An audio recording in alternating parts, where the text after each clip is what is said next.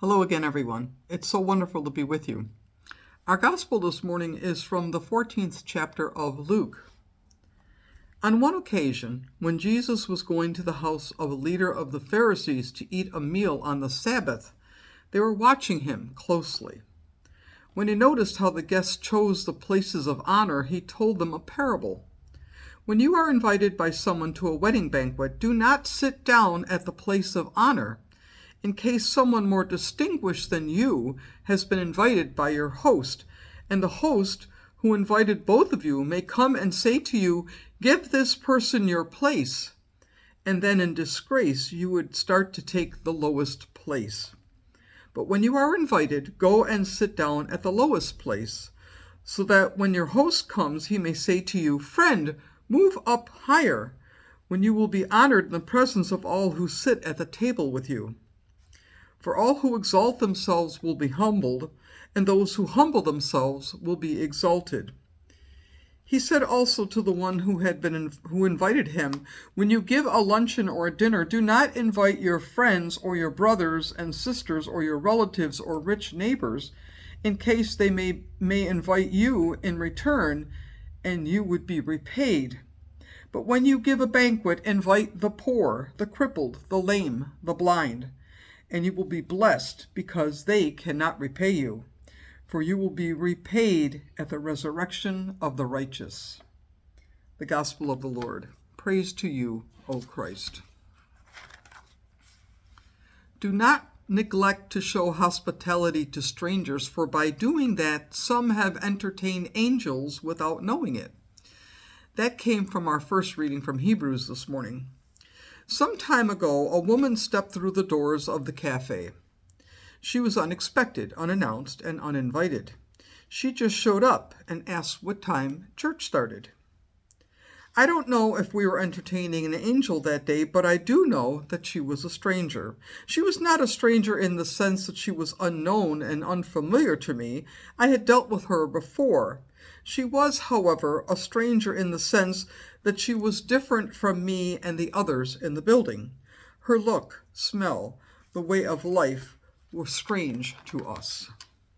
I welcomed her, invited her to sit, have a coffee, told her that the service would begin in about 20 minutes. I felt like I said all the right things, at least out loud. But the ideas, thoughts, and conversations inside my head were a bit different. My first thought was how our people are going to react to this person. I admit that wasn't one of my better thoughts. There was more neglect than hospitality in it. And it doesn't sound much like the kind of hospitality Jesus is talking about. When I picture her face now, I can't help but think about a couple of verses from Matthew 25, in which Jesus said, "I was a stranger and you welcomed me," and later on, when he says, "I was a stranger and you did not welcome me." Welcomed or not, the mark of God is on the face of the stranger, on the other, and on the not the same. That's not just about an unexpected Sunday visitor. It's also about the migrant, the refugee, the pregnant welfare mother, a black teenager, a Muslim man, a gay or lesbian couple. The mark of God is on the face of the stranger, the one who isn't like you and me. That's true about all those who look, act, and live differently from us. It's true about those whose religious or political beliefs are nothing like our own. And it's true about us and all those times we've felt like a stranger in our own skin. What came to mind when I listed the different types of strangers? What feelings, ideas surfaced in you? Was your heart open or closed?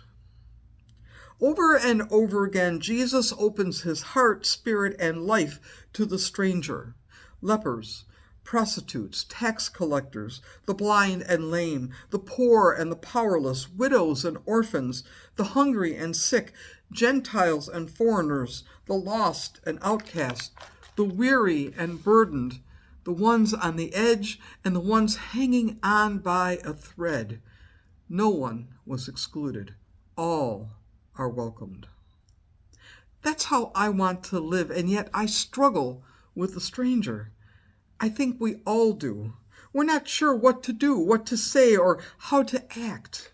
We fear the one who is different from or unknown to us. We resist being vulnerable and opening ourselves up to the stranger.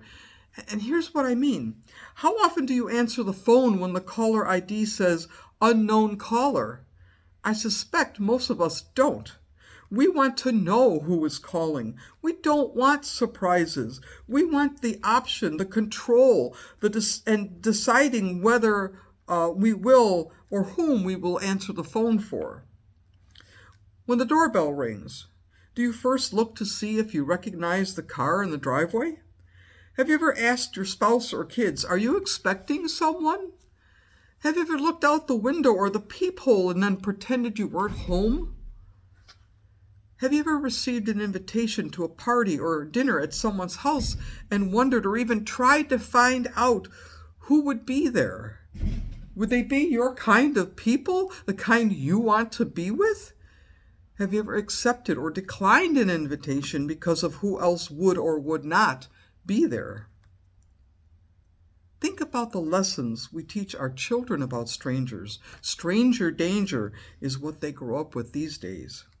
That doesn't sound much like Jesus either.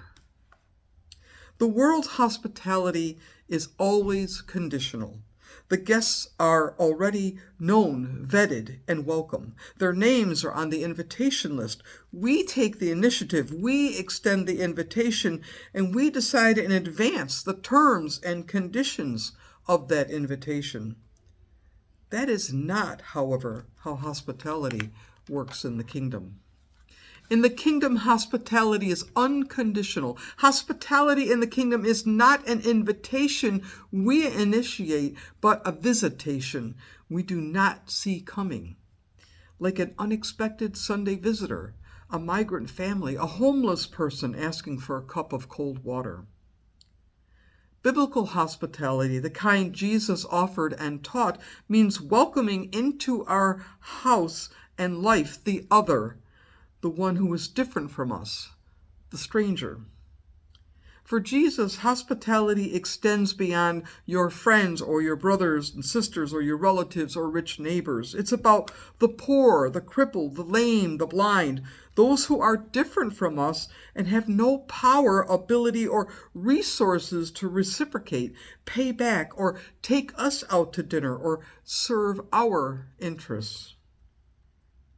Kingdom hospitality leaves us feeling vulnerable and at risk, and for good reason. Kingdom hospitality tells us to open the doors even before we know who is there. Now let me be clear. I'm not suggesting that we open the door to just anyone at any time of night. Jesus is not asking us to be reckless with our safety or the safety of others. And we certainly don't want our children running up to any and every stranger they see on the street. That's not hospitality, that's foolishness. Hospitality does not begin with opening the doors to our home. It begins with opening the doors of our heart. Hospitality challenges me to face the ways I've closed and locked the doors of my heart. When we shut the door of our heart and exclude the stranger, we also imprison ourselves. Strangers have a way of showing us ourselves and the doors that we have closed. That's what's happened here.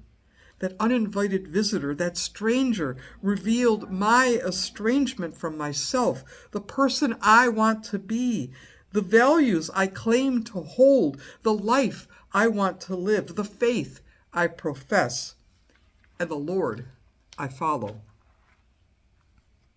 Hospitality isn't so much about who the other person is or isn't, but who I am and how I want to be.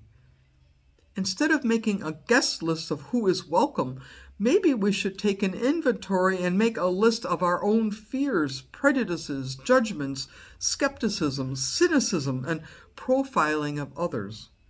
Those are the locks on the hearts of our door, the door of our hearts. What does hospitality look like in your life today?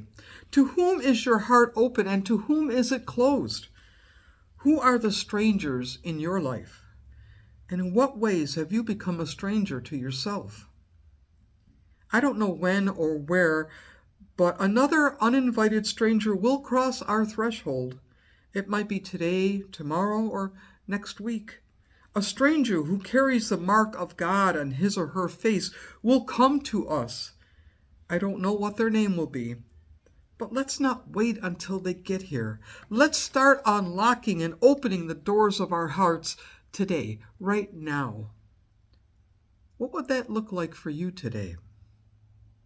What is one door to your heart that you could begin opening today? And all God's blessed people say, Amen. Have a wonderfully blessed week.